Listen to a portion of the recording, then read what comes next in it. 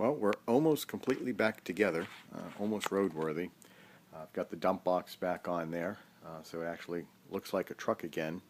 What I wanted to do in this video real quick is just get underneath the hood here and show how everything turned out. I've got some good daylight beaming in here, a little rainy outside, so we're going to have to do this indoors.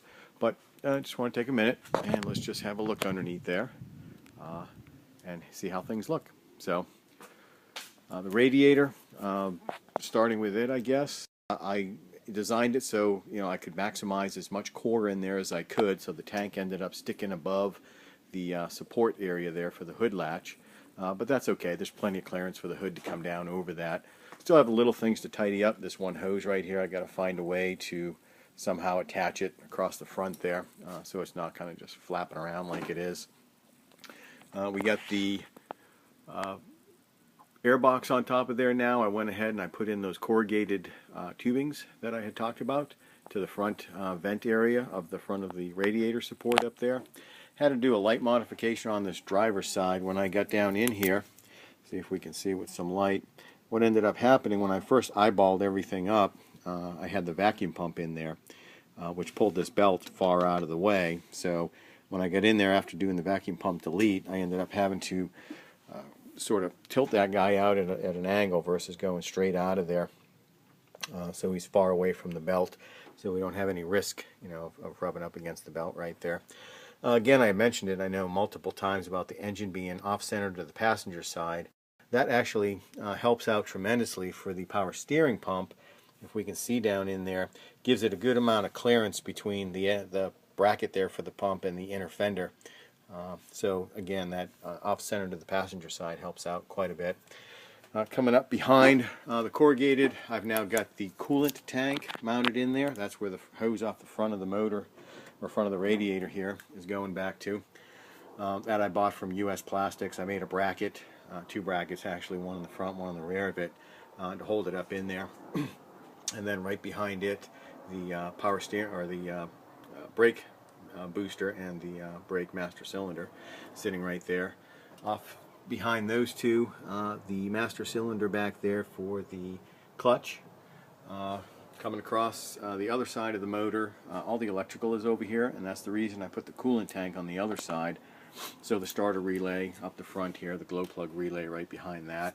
The connector off of the engine harness. Now I haven't mentioned it in any other videos or anything else I've done, but I did extend that harness by about, I don't think quite 2 feet, but let's just say 2 feet. I added 2 foot of length onto that harness on the engine side, going to the plug back there by the fuse box. In hindsight, probably would have been better to go the other way and to have extended the pigtail off of the fuse box going to the engine. Just because if I for whatever reason swap an engine in here and it comes with its own harness, I could very quickly plug it in. Otherwise, I've always got to keep this harness off this engine to work well with this configuration. Fuse box is back there. We've talked about that, and the IDM and the PCM are back there. Now, I've taken it for a few test drives, and it's unbelievable the power this thing is producing in this truck.